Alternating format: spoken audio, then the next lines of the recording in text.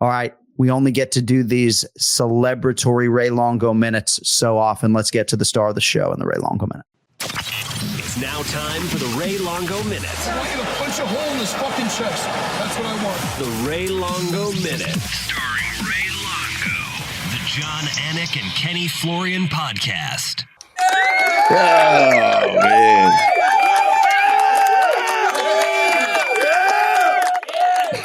Wow, the Minutemen didn't want to stop clapping there. Ray Longo. Hey, wait. Well, do you guys wake up and center each other? Does Cody do that for you? I'm always out of line. You guys look perfect. So when we go from the two shot, yeah, I do like all black, right? Do you have special lighting? Because I look like a fucking ghost right now. I'm really starting to feel my age. I need sun. I was in the sun all weekend, if you really want to know, and I am in I'm in a lit professional studio. Granted, in my master bedroom, because they don't pay me like DC. We're in the master bedroom, but we're getting it done. Ray Longo, so much to get into with you. How we doing? How we feeling? How's the body? How's the hip? Everything's good. Everything's good. A great weekend. I'd like to bang out a couple of things. Besides the fight, some highlights. Please. I tell you, hanging out with Bisbing, I tell you, he's just my type of guy, man. He's just fucking street guy through and through, tells it like it is. My wife loves him. Everybody that met him loves him. He's a, big charismatic guy. I like Mike when he used to bust my balls. He might not even remember, but when he would come up to me, you got to tell Weidman to stop it. What the hell's good?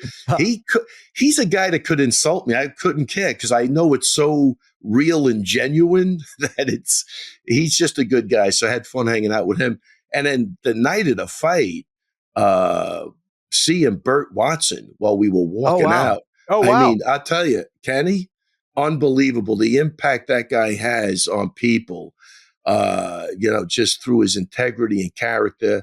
And, Weidman, we brought him backstage. I mean, it was organic. It was beautiful. Great to see the guy still going. Same energy he always had. And he shot me a text this morning, a beautiful text. And I was going to text him back and I go, I can't even, it'll take me 3 hours because I'm not the best writer in the world. Right. So I called him and I said, Bert, listen, man, you're an impactful guy, that you had that type of impact on everybody that was at that fight. And just a beautiful conversation with a guy. We got to catch up. He's got a book coming out, Being Burt Watson. I can't wait to read it. He gave me an insight to some of the stories, the old stories we all love to hear. And, actually motivated me to start getting my ass in gear and putting some of the good stories that, we probably all maybe heard and maybe, add a little something. But Being Burt Watson, I mean, just getting off the phone with the guy. Can't wait to see it. I think it is out. So let's do it, man. He's a legend. He's a legend, and he always held to his character. It's not easy to do today, man. Loyal as they come. To me, it's inspirational. And, like I told him, I said, Bert, I came in this world as a stand-up guy. I'm going out as a stand-up guy. I don't really want to compromise my principles. So all good stuff, man. Look at you. Look at Ray Longo. Similarly beloved to Burt Watson, Ray Longo, right? A lot of love for you in Atlantic City as expected. Any haters out there? I'm going to say none. Really? No, I'm going to say, are you upset? No, I'm not upset. You don't haters, Kenny, Kenny, he went from happy to, you sure? There had to be one. No, the love was unbelievable. Really unbelievable. Good. All right. I don't even know where to begin today. Kenny, can you take the reins, please, of this Ray Longo minute? I mean, let's start with Dennis Buzukja, shall we? Right, and then we can sort of ease into you fucking cheaters, okay? No, I'm just kidding. Oh, shit! Wow! Wait, don't put a damper on my day. I'm joking around. I mean, I could just sit here. I thought that was normal to fucking. What are we now? All of a sudden, we're babies? Oh my god! We'll get into that. Go ahead. So. I don't know if Dennis Buzukja took his strength and conditioning to the next level or if I'm reading too much into things, but he seemed to greet all of the urgency that came with this fight with all of the required offense and aggression to produce his first UFC win, first UFC finish. I thought he had all his weapons going and handled the different stances of his opponent beautifully. I did think he gassed a little bit there round 2, but the finish came early round 3. So that's neither here nor there. Congratulations on a huge win for DB. Listen, Buzukja, like we see him in the gym, so we know what he could do. But, when it comes fight time, you got to be able to do it. And I'm glad he was able to finally put it together and put whatever demons he had inside him behind him. And, he got what he wanted. So, hopefully this will free him up mentally and he'll be able to move forward in the right way. What do you think the difference was in his performance? Because he looked sharp as a tack, man. He did change up a couple of things. I know he went to, my athletic trainer, Mike Stella, for strength and conditioning. He worked with Aljo. He went out in Vegas when I was out in Vegas with Pompos. I got to see him. So he had to get his head right. I said it on the week before. I said, Buzukja's fight is with Buzukja. It's not physically. We know what he could do. So whatever he did mentally to put himself in a good spot, he did. And I think that's the type of performance you get. And I think he had the right dance partner too. So I think everything aligned in the right way and it ended up being a good night. And Ray, obviously you had 2 wins, all right? Yeah. Chris, regardless of the controversy here, I'll let John get into that. I'm sure he's got a lot to ask you about that. But as far as how he looked, the techniques, the strategy, it seemed like the mental game, everything seemed like it was better than I have seen in a very, very long time. So I imagine you had to be happy with that. Oh, extremely happy. And first off, before we even get going, man, he's been working with a guy down in Carolina, Jeff Jimmo. Yeah. This guy is the definition of a trainer. This guy, I don't know, he doesn't get the credit he deserves, but what a consummate professional, selfless, was there for the right reason. I couldn't even get him to go into the octagon. He doesn't want to take any pictures. He's humble. He's intelligent. He holds the pads great. I can't say enough about the guy. Anybody in North Carolina, I think he just opened up a new gym. Jim O, the guy's a gem. You're really missing out if you don't train with the guy, because it's hard to, when you go into that environment, when you see a guy who's training the guy that you trained for a bunch of years. Absolutely amazing. That's all I could say. Amazing individual. He's there for the right reason.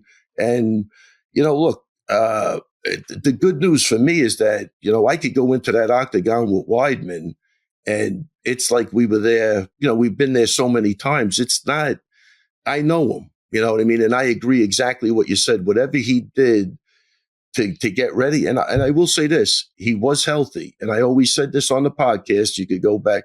A healthy Weidman's going to be a problem. He is getting older. He was cracking in the back. I was glad that I got to even hold mitts for him for a little bit in the back. It made me feel good. I have a new hip and, he was smashing the pads. Good. And, even I think in between the third round, can you just show me the guy that was in the back again? Because he was on fire. And again, Jimmo, because I don't want to take any credit. I never take credit for what he's due. Obviously, he's my guy, and Weidman's gracious enough that, he's loyal to, he always wants me there. And, even with Chris leading up to dinner, we had such a great time catching up. And, sometimes I bust his balls and you don't see a guy. But then when I get with him, Kenny, it's like, it is family. It really is. The kids are growing up. I had my wife there. We all went out to eat. It was just, great thing. That's why I say, like, even Jimmo, he didn't even come to the dinner. You know what I mean? Like, really? The guy, Jeff is just, I'm starting, like, I learn a lot just on being, I'm going to say selfless is the word. Like, again, he's there for his job and he's getting the fuck out of there. And, he's probably mad that I'm even complimenting him. That's the type of guy he is. I believe he'll be pissed off at me for complimenting him. Yeah. But I don't give a fuck. The guy's a good dude. And I'll tell you, anybody in that area is missing out on the guy's got knowledge, and you're crazy if you don't train with him. Yeah, he's had that Jimmo for years, Kenny, right? Jeff Jimmo in the Carolinas. Yeah. Maybe there's a new facility coming soon, but he's had Jimmo for a while. No, he's got a new facility. And again, he did a great job with Chris, and that's why I thank him. It's not easy, to get a guy that's trained with somebody for that many years and add to it. And he did it. All right, Kenny, you ready for me to go at this guy right now? Let's go. All right, so I texted Chris, right? Like, he won this fight on the strength of how well he performed in rounds 1 and 2. Yes. To Kenny's point, he fought beautifully. Yes. He kicked. He was in control of this fight. And when Bruno Silva had moments there in round 2, he answered them and then some to make sure he won that round. But I believe we should be looking at a no contest here. We did ask the question, Ray, at Anik Florian Pod, how should the fight between Chris Weidman and Bruno Silva have been scored? 56% of people replied it should be a no contest. 20% said it should be a DQ win for Bruno Silva. 16% said it should be a technical decision as it was scored, and then 8% said it should be a TKO for Chris Weidman as initially scored. So based upon what you saw, and if our viewers haven't all seen the fight, eye pokes were a prevailing theme in the fight, and there was almost like a combination of eye pokes, I think, at the end of the fight. And so Bruno obviously was furious. Ray, where do you stand on how this should be scored? Well, again, regardless of how it's scored, we all agree we saw a different guy than we've seen in a while. That's the first thing. I mean, and round 1, you could score a 10-8 technically for control time. He was kneeing him in the head. I mean, I'm not saying it could, but I mean, there was no evidence Bruno Silva was going to do anything. Round 2, again, he came out and there might have been one eye poke, but what people have, Weidman got thumbed in the eye. There's a picture of it. And because he didn't complain about it, everybody's acting like he's the guy. They both eye poked each other.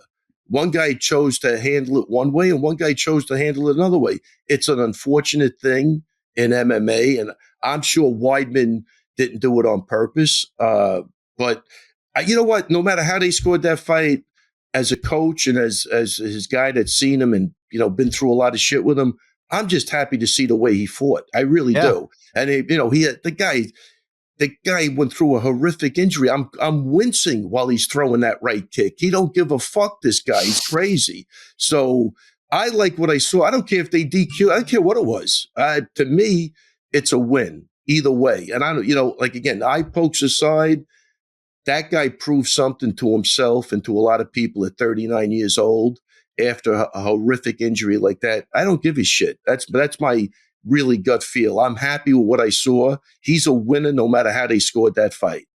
That's it. If you want to know how I think they should have scored it, I didn't even think about it. No, and that's fine. And I am certainly not here to piss in your Cheerios. I'm absolutely thrilled. Kenny, the fight game has a lot of circumstances, right?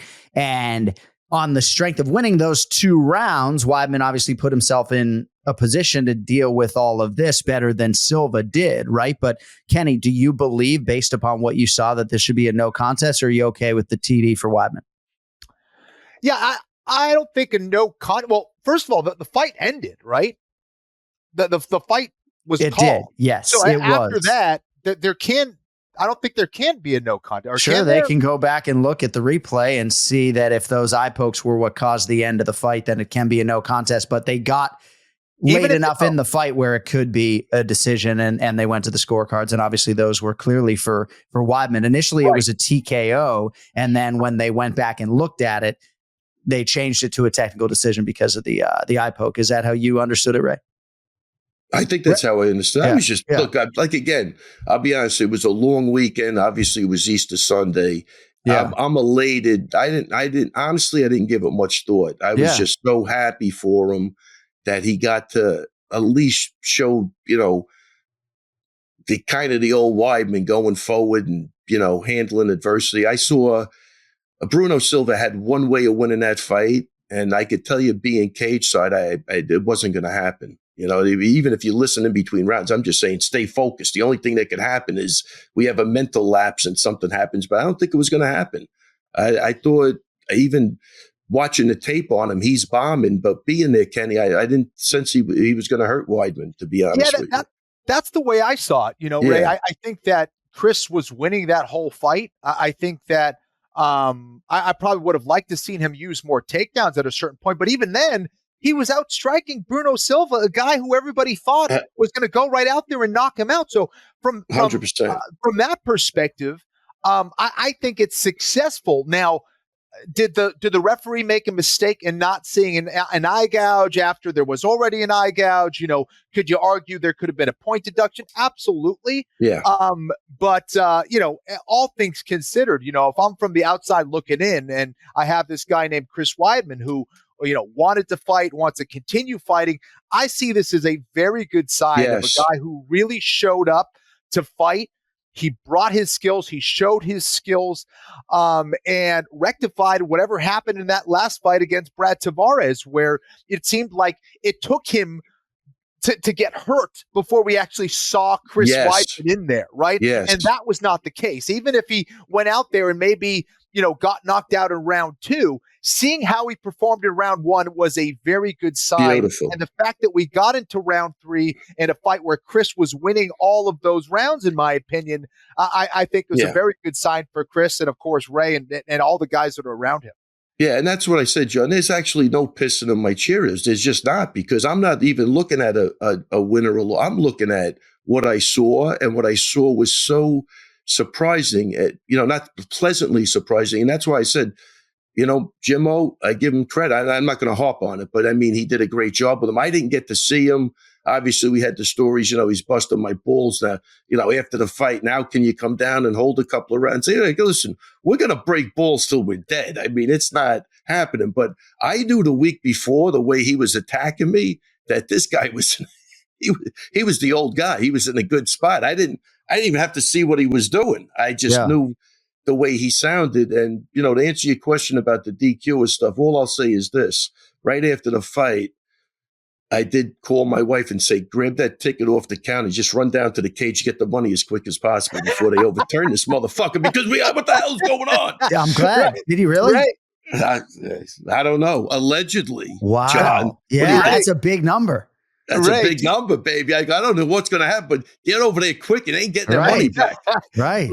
Do you think a good, because I hear a lot of people were just up in arms about this fight, for a variety of reasons. I mean, I heard everything to Chris Weidman has to be on steroids, to he's the biggest cheater of all time with the eye gouges. There's just so many weird takes out there. Is the best way to rectify this whole thing is to have them do a redo? Do they do a rematch here? Is that the best way to kind of settle this whole thing? Hey, listen, if it's up to me, do the rematch without 100%. I don't think the UFC would do that, but I do the rematch. Longo says easy money on that rematch. You like that matchup? You want to do a rematch? I think it'll be way worse this time. Yeah. I really do. Yeah. Even at 39, going to be 40 years old. I say, if that's what you wanted, if that's what rectifies it, 100%. And I think that's John almost is. He has my sentiment. Had to just pick up another paycheck. And I'm not saying, look, he told me, you were afraid for Bruno Silva. He's got good power, like torture me. And I did. First of all, let me just say this: the love he got in that arena was nothing like what I'm hearing now from you guys. The love he got in that arena was absolutely fantastic. The reception at the hotel, fantastic. So in the New York tri-state area, you guys would have been fucking DQ'd anywhere else in America. No, I'm just kidding. Can we break balls? I mean, am I putting our friendship on the line, or can we bust balls today? John, we're never putting our friendship on the line. What am I? Just making sure. Well, no, because I got a lot more bullets in the chamber about you New York fucking cheaters over the weekend. Keep shooting, because you're shooting with a fucking water gun, as far as I'm concerned. But no, listen. But I did talk to him, because I can't catch a break. They're fucking killing me. And I go, it is what it is, man. What are you going to do? At this point, all the shit we've been through, and I can tell you, I don't know, steroids, I don't know, he didn't look like he was on any PEDs to me. I saw a little flab around his belly button, if you want to know the truth. So I don't know what the hell they're talking about. Unlike your other guy, Aljamain Sterling, nice to see the New Jersey crowd get behind Chris Weidman. I'm going to tell you, that's what I was going to say. Tri-state area, Aljo got booed. But I will say this: Aljo walking out he got a lot of love, Aljo, this time in Jersey. He got a lot of love. That's great to hear. And I'm sure he definitely, I think he got overwhelmed. That's how much love he got. How's that? That's amazing to hear. Yeah. That's cool. So overdue for Aljamain Sterling, right? It's got to be really difficult when you're fighting Henry Cejudo in the New York tri-state area to be sort of booed and not have the crowd the way it played out for him. So that warms my heart. But we're not in like an emotional, romantic type of mood today. We're wanting to come at these fucking cheaters. I mean, do I need oven mitts when I come trade with you guys? I mean, Jesus. Hey, listen. I mean, you guys know I was a Jeet Kune Do start now, Jeet Kune Do practitioner. Bruce Lee's favorite technique. We might not have a leg to stand on in court. I can tell you on the street, Kenny, I ain't breaking my hand anymore. Somebody's getting jabbed in the eye if I could get there. It would seem to me, though, Ray, in terms of Chris Weidman's fighting future, these minutes are wildly encouraging, and an immediate rematch with Bruno Silva is not something that is going to whet his appetite. I wouldn't think. I think he wants to spin this thing forward and, get a big name potentially in the top 10 or 12, right? I mean, what are we doing here? I mean, that's a question for him. You just posed it. I booked you on the program. I don't like talking to athletes as much as. All right, as but I'm coaches. saying you posed the question: would a rematch be a fair thing to do? I said 100, absolutely. 100%. Kenny did. Right. Oh, wow! Holy shit, Kenny! Yeah. This guy is cantankerous. Did you look that word up again? You want to look that word up? Cantankerous. That's a good one. Can you pull it? Can you have Cody pull out the dictionary? And give us oh my God. Can you imagine Chris Weidman, pulling out the the digits in Rio de Janeiro against Bruno Silva? Would have been a little different, Crowd would have been said, "You're gonna die," instead of being like, "You're the fucking man." Just having fun. Just having a good time. I'm really happy for you. That's hysterical, man. That's funny. Can I circle back? Why is it my lighting's going up and down? Can I circle back to Dennis Buzukja for a second? So I know sometimes this is just the sports fan in me, but when I think about like the swing of this fight, right? Like Joaquin Buckley Saturday night, Kenny and Ray changed his life forever, right? Financially and otherwise, guy changed his life forever. Don't at me. Dennis Buzukja changed his life forever, right? Not just a bonus, right? But he's fighting for his job. And even though we made light of it last week, Ray, I just feel so good for this athlete, right? All the chips are in the center of the table to get a bonus, to get a win, to extend your UFC contract. It almost assures he's going to get a second one. Like, gosh, I mean, isn't there some relief? I feel like I'm almost more relieved than you are. Like there was just so much on the line for Dennis. And he fought beautifully. Yeah, maybe that's what he needed, to have that type of pressure on him. Who knows? But of course, look, he's at the beginning of his career. The UFC stuff, man, these guys, they fight their balls off and, you gotta really get to the top to really make it worth it. So he's got a long way to go, but this is a great start. And again, hopefully this is what he mentally needed to get going and he could carry it forward. But, obviously we got 10 guys in the UFC, guys that complain about what they're getting paid. They've been there for 6 years. So there's a long way to go and he's going to have to stay focused if he wants to get there for sure. All right. So coming up on Wednesday, Kenny is going to give us a prediction on Charlie Campbell and Trevor Peek in the lightweight division coming up this weekend. Charlie Campbell minus 225, the betting favorite. Trevor Peek plus 185. Are you boots on the ground, wheels up to Vegas? What are we doing? No, I'm taking this one off. Okay. I'm going out to Vegas the following week. Hopefully we'll hook up while we're out there. But I'm predicting Charlie Campbell by murder. Wow. I hope.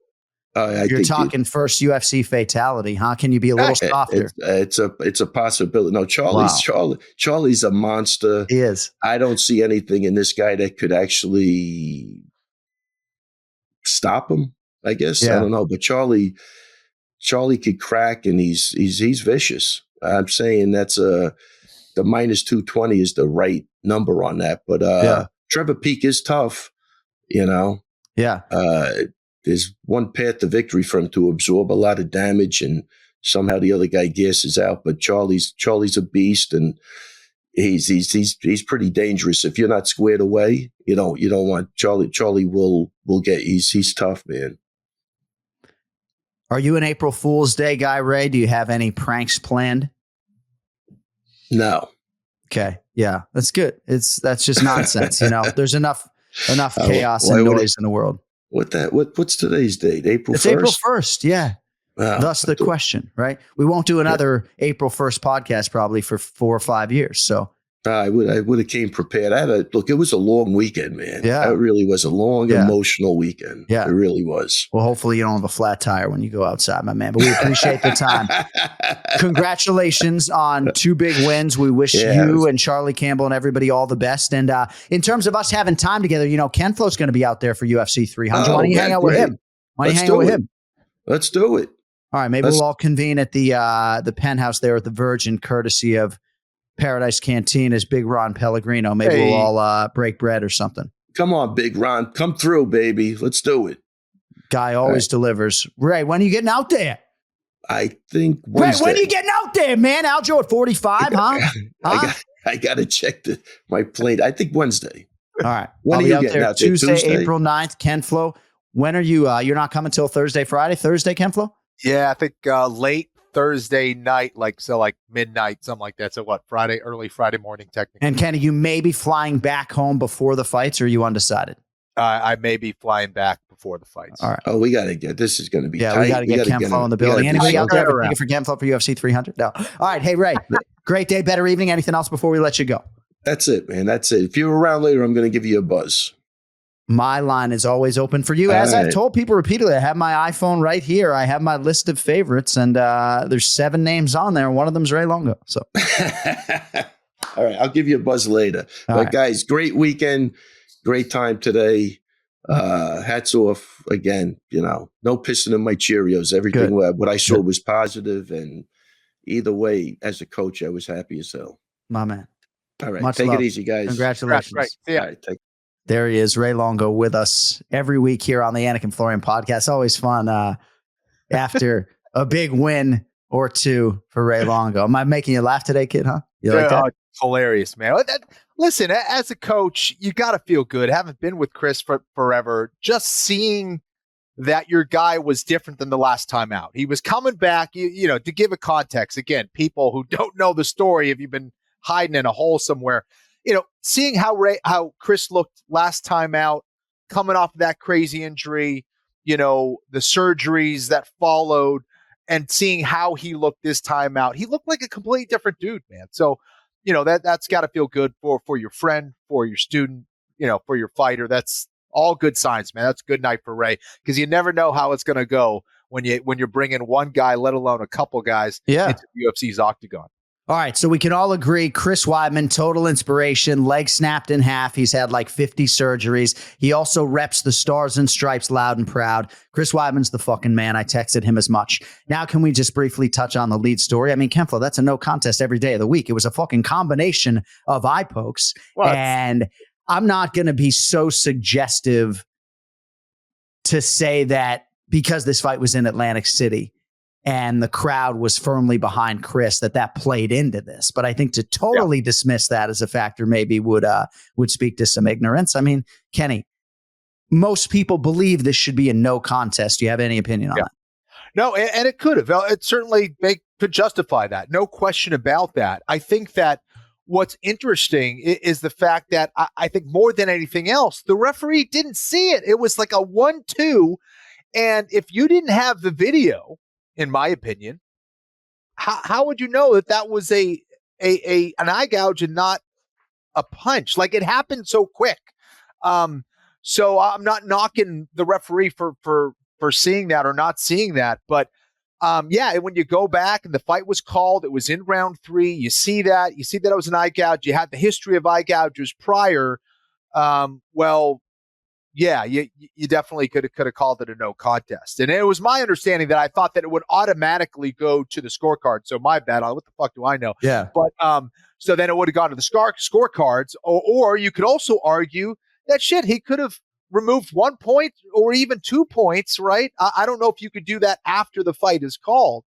But you can even argue that maybe Bruno would have won just because of the removal of points. I don't know, but it was crazy. It was unfortunate. Chris looked great, but it also doesn't take away from the fact that there were some serious fouls that were there. I don't think they were intentional. I just think it was the way that he was holding the hand out there. We've seen John Jones be accused of it, and guys will do that all the time because you're used to, when you do hard sparring, having those big gloves, your hand is open in those gloves and you use the hand to parry.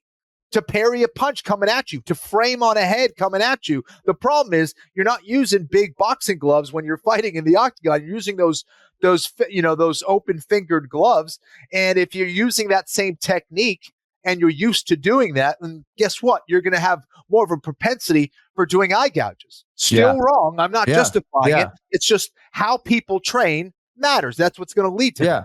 And when Bruno Silva eye poked Chris Weidman with the thumb, he was throwing a punch. I don't know exactly what the rule book says about that. I mean, you still can't thumb somebody in the eye, but he was actually throwing a punch, whereas Weidman's advances really were illegal if inadvertent and unintentional. The rule says if an accidental foul causes an injury severe enough for the referee to stop the bout after half of the scheduled rounds plus 1 second of the fight has been completed, the bout will result in a technical decision awarded to the fighter who is ahead on the scorecards. Yeah, so even if, and we touched on this earlier, but even if a point had been deducted, at the end of the fight to Chris Weidman, he still would have won on the scorecards at that point in time because he had won rounds 1 and 2 on all 3 judges' scorecards. But we congratulate Chris Weidman. I do think Bruno Silva should appeal, will appeal. And I do think the Nevada State Athletic Commission, and I put that commission on a pedestal, and I think rightfully so, I think Jeff Mullins and those guys would probably overturn this, and it would go into the books as a no contest. All right, we congratulate all the other winners. Kyle Nelson and Nursultan Rujaboyev, Chidi Njokuani, Nate the Train, Vina Janjidoba stopping Lupi Godinez's winning streak, Julio Arce, and all the other winners. Jacob Malkoon with a nice stoppage there on Andre Petrosky. We got to bounce on out of here. We will be back later this week. Some thoughts on UFC 305 coming up in Perth, Western Australia. Also a look ahead to all of the betting lines at UFC 300 and a full preview with predictions for the UFC Fight Night this weekend and the main event at the Apex between Brendan Allen and Chris Curtis. Thank you to our guests, Jimmy Smith and Ray Longo. Our executive producer is Cody Merrow. You can find full-length episodes of the program on the DraftKings YouTube channel, clips on the Anik Florian Podcast YouTube channel. Anything you need, voice crack there. Anything you need related to this program, you can go to johnanik.com. All Anik Florian Podcast merchandise is there, including all of our One More Sleep designs, 20% off with promo code One More Sleep. Ken Flo, you're the fucking man. Nice t-shirt. You're the man. We'll talk to the rest of you guys in about 48 hours. Until then, stay healthy, be well, and we'll talk to you in a few days. Y'all later.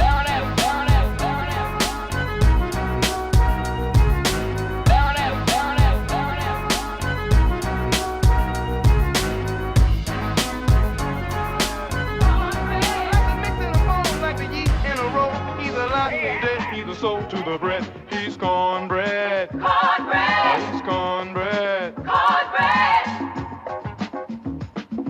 Life is so precious, do the best that you can. Keep your hands on the bar, hit the open man. He's cornbread. Cornbread.